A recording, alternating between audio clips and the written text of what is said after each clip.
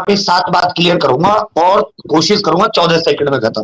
पहली बात, जैसे आर के मिश्रा सर ने बोला, मैं कहना चाहूंगा कि हमने पिछली सरकार को हटा के बीजेपी को इसलिए वोट दिया था बढ़ चढ़ के कि शायद उस सरकार से जो गलतियां हुई थी, उसने जो हमारी सुनवाई नहीं की थी, ये लोग हमारी सुनवाई करेंगे, ये लोग हमारा साथ देंगे।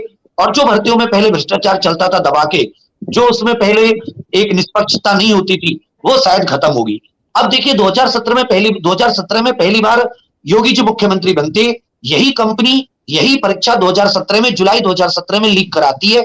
इस कंपनी पे बैन लगता है, गैंगस्टर लगता है, 4 साल में कुछ नहीं बदलता, उसी कंपनी को दोबारा ठेका दिया जाता है, जिसे 2017 में वही सरकार वही मुख्यमंत्री बैन करते हैं। दूसरी बात, पिछली भर्ती में एसटीएफ ने जांच की 2017 में 138 खामियां पाई इसी कंपनी के अंदर।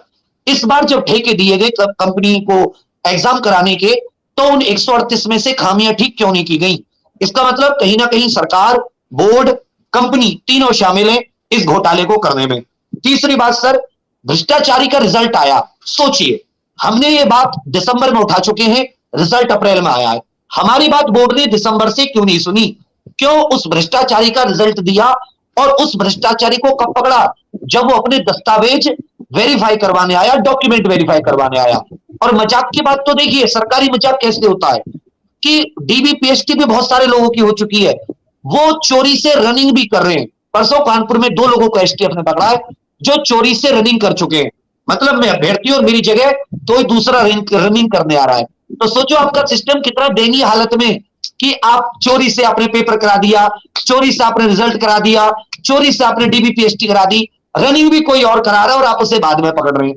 उसके बाद में अभी जो एक बहुत अहम बात है कि अभी ये बीजेपी के प्रवक्ता सर ने बोला अपने मुंह से कि ये घोटाला है, सरकार मानने के लिए तैयार नहीं है। और अगर ये घोटाला है, 15 अरब का घोटाला है, 10,000 सीट के करीब है, 15 लाख रुपए के हिसाब से लगा लीजिए, हिंदी में 15 अरब रुपए बड़ी रकम होती है। इतनी बड़ी जिन्हें डकार चुके हैं चाहे सरकार, अधिकारी या कंपनी बोर्ड, फिर भी जांच नहीं है। और अब सबसे अहम सवाल जिसमें हो सकता है कि किसी को बुरा लगे, सर गृह मंत्रालय अपने माननीय आदरणीय महाराज जी के पास है, तो अगर उसमें चींटी भी भ्रष्टाचार करती है तो सीधी सीधी मुख्यमंत्री जी पे आंच आती है।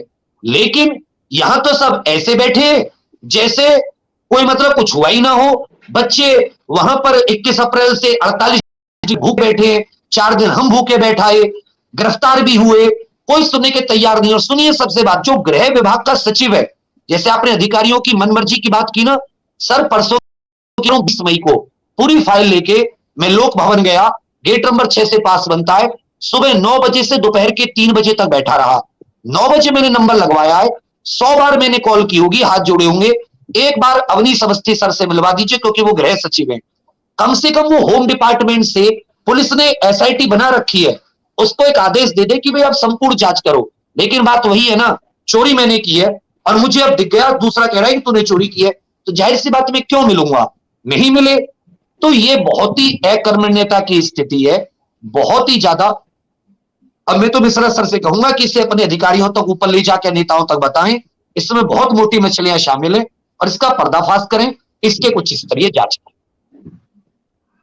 बिल्कुल, मैं मिश्रा जी से यही अपील करूंगा। मैं प्रमोद सर का एक छोटा सा कमेंट लूंगा, फिर एपी सिंह साहब को सुनूंगा जी, और मिश्रा जी के पास आऊंगा। कपिल सर से भी 30 सेकंड का एक कमेंट अंतिम लूंगा जी। प्रमोद सर, जिस तरीके से आपने सब सुन लिया, देखिए विवेक ने जो बात कही है कि इस मामले में निश्चित रूप से मुझे लगता है,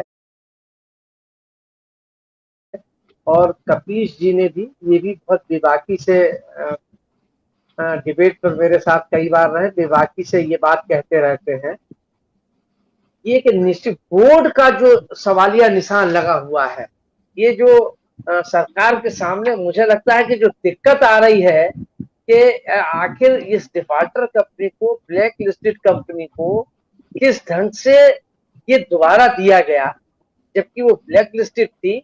शायद इसीलिए इसमें विलंब हो रहा है, लोगों को न्याय नहीं मिल पा रहा है।